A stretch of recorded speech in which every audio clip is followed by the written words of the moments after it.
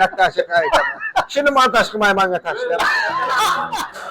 Men sizlarga bugun hozir Urgutdagi eng birinchi ko'hna trenerlardan biri bo'lgan Zoir aka bilan intervyuni ko'rsataman. Zoir aka, assalomu alaykum. Va alaykum assalom. Zoir aka, bizlarni obunachilarga birinchi o'zingizni tanishtirib bering. Hammaga assalomu alaykum. Men G'afurov Zoir Mardonovich 1977-yil Yuqori Kalangar mahallasiga tug'ilganman. Hozirgacha o'sha yerga yashab kelaman. Yoshim 48 da hozir. Yozda nasib etsa to'ladi. Men deyarli yoshligidan desak ham bo'ladimi, bodybuilding sportini ichigaman. Keyingi 23 adashmasam 23 yil mobaynida mana shu bodybuilding sporti bo'yicha dars berib kelaman. Urgut bo'yicha bosh trener qilib saylanganim 2007-yil 9-yanvardan Kamolot yoshlar sport majmuasiga bosh trener qilib saylanganman. Hozirgacha shu lavozimga ishlab kelyapman. Qarang, birinchi misol bodybuilding sport turiga kirib kelishingiz, kirib kelayotgan vaziyatlaringiz qanaqa bo'lgan? Endi bodybuilding sportiga umuman hamma narsaga bo'lgani kabi nimada turtki bo'ladi. Kimdir bir kino ko'rib degandek, kimdir bir rasm ko'rib degandek, akamni qo'lidagi bodybuildingga aloqador sport jurnalini ko'rib turib qiziqish paydo bo'lgan. Bu yoshligimizda. Ana undan keyin jiddiy shug'ullanishga o'zimizcha shug'ullanib yurganmiz, lekin jiddiy shug'ullanish bu chet elga bo'lgan meniki. Asosan chet elga bo'lgan. Chet el qaysi davlatlarga? Birlashgan Arab Amirliklariga, Dubay shahriga ishlaganman.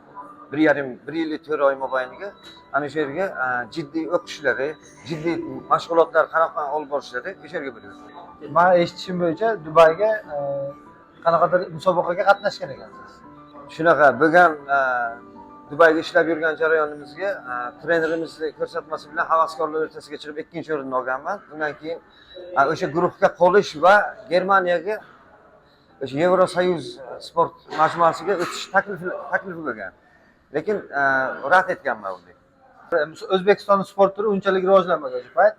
Siz nima uchun endi Germaniyadan kelgan taklifni отказ qilgansiz? Yaxshi variant, yaxshi imkoniyat bo'lgan bo'lishi mumkin. Buni rad etganimning sababi faqat ko'z oldimdan o'zimizni shahrimizga, mana shu o'zimiz jonajon Urgutimizga olib kirish edi. Men niyatimga yetdim, mana olib ham kirib, mana shu chiqqan trenerlar, chiqqan mana shogirdlarimning hammasi isbot bo'lishi mumkin bunga. Mana bodybuilding sport turini olib kirish niyat qilgansiz. Mana olib kirib, xalqqa tanitgan, Urgut ahliga misol bodybuilding tanitgansiz. Shunaqa. Shundan chiqqan shogirdlaringiz bormi? Albatta bor, mana shu taniqli shogirdlarim. Musobaqaga chiqish nasib qilmagan bo'lsa ham ko'rkam qaddi-qomatga ega bo'lgan, ya'ni bodybuilder darajasiga erishganlardan bittasi mana o'zi chet el safariga yuribdi. Amerikada Temurov Shuhrat. Keyin mana Obloqulov Ismat mana dars berib turibdi. Ustozim deb mana salom alaykum joyiga. Boltayev Hazrat. Ko'p agar men aytadigan bo'lsam adashib ketadi odam. Asosan o'zim tarbiyalaganman mana shularni. Asosan mana shu o'zimning darsliklarim asosiga ishlab, mana alhamdulillah mana yomon bo'lmagan. Dars berib turibdi hozir. Hamma tanib mana Urgutga dars berib turibdi. Ya'ni qanot. Mukarramov Akober mana o'zim bilan bir zarga hozir. Mana bular bilan faxrlansa arziydi. Ya'ni olib kirganligim hech qachon xato bo'lmagan bu narsani. Hozirgi yoshlarga bo'lgan misol hayotdagi shuncha misol yoshni ko'rdingiz, o'sha hayotdagi qanaqadir past balandlikni o'tish uchun qanaqa maslahatlar berasiz yoshlarga bo'lgan tavsiyangiz? Endi bunga palapartishlik ketmaydi, hamma narsaga bo'lgani kabi. Oldiga bir maqsad qo'yib, o'sha maqsad sari to'g'ri hech narsaga og'ishmay intilish olib boradi. Bu sport ham shu narsani talab qiladiki, ya'ni disiplina deydi, o'sha qonun qoidalar, maxsus mutaxassisni yo'naltirib qo'ygan qonun qoidalari hech qayerga og'ishmay, o'sha maqsad sari intilsa, bugun misol boksga boraman, ertaga kurashga boraman, endi tennis bilan shug'ullanaman degan narsa emas. O'sha narsani oldiga qo'yib yo'lga tushish. Yetadi o'sha maqsadiga. Hozir maxsus programma dedingiz, maxsus programmani qisqacha tushuntirib bersangiz. Bu maxsus programmamiz mana varoq. Mana shu varoqda atletning ismi yoziladi va programma berilgan chislo. qachon berilgan va qachon tugatiladi.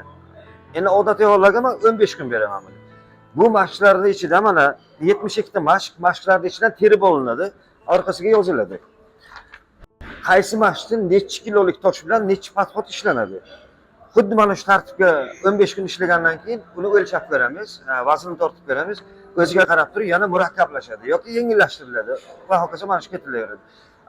Programma siz ko'tarib tushirish salbiy oqibatlarga olib kelib qolishi mumkin. Sababi bugun og'irroq, erta yengilroq, shunaqa buzib qolishi mumkin. Maxsus programma bilan ishlatamiz. Hammaga shuni tavsiya qilaman, ya'niki programma mutaxassisga uchrab. Zoir aka, qarang, yoshingiz 48 ga bo'lsa ham, mana sizni zalga ko'raman. Siz tengilarni uchratish endi kamdan kam narsa-da bu zalga. Yoshingiz hozir mana. Nimada? O'zingiz tengqurlaringizga bo'lgan maslahatingiz.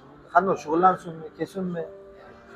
Endi bu sportga hech qachon kech degan narsani o'zi yo'q. Bir xil odamlardan eshitib qolamizki, ma'lum bir yoshga borganda muskulashishi yoki sport o'zgarishi to'xtaydi.